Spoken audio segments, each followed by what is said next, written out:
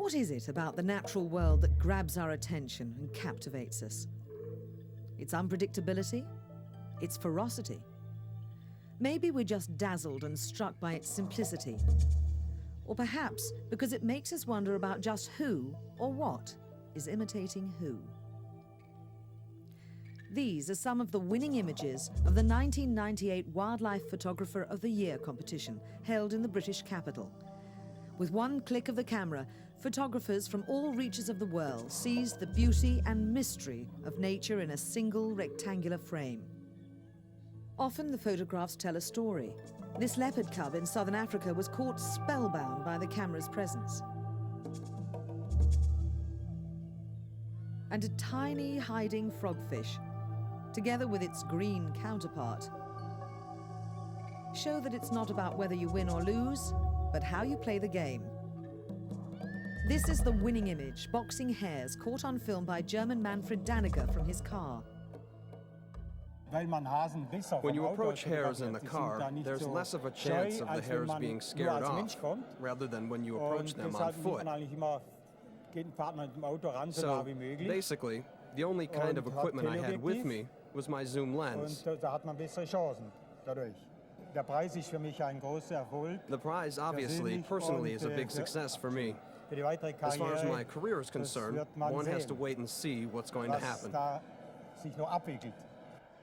This is the exact explosive moment when the male pushes his luck a bit too far with a female who is nearing readiness to mate, delicately caught with a combination of skill and excellent timing.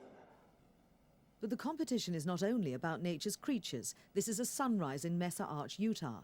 And this is Mount Bromo, Java, which emits a tiny plume of steam and smoke every day at the same time. The aim of the Photography Awards is to bring together to the widest audience the very best wildlife photographs.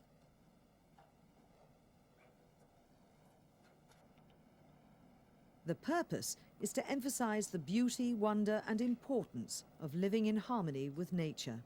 The competition, the exhibition, the images are very much about the natural world, about wildlife, and our relationship with them, the need to say what a fantastic thing it is out there. And the photography gives us the opportunity to bring the knowledge of those creatures to a more general audience.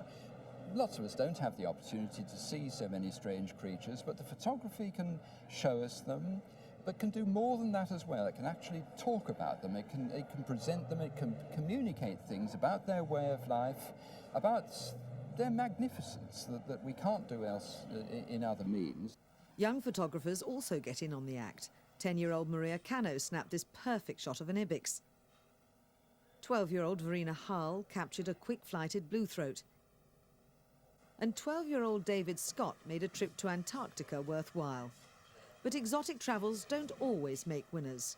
It's not a question of how remote the area you've been to or how peculiar the animals and plants that you've seen, but the quality of the photography and what it has to say about the particular creatures or plants that you're looking at, and the blending of, if you like, natural history, science with art in producing a really first-rate image is much more important than having been able to go off to Antarctica or Timbuktu or wherever it is.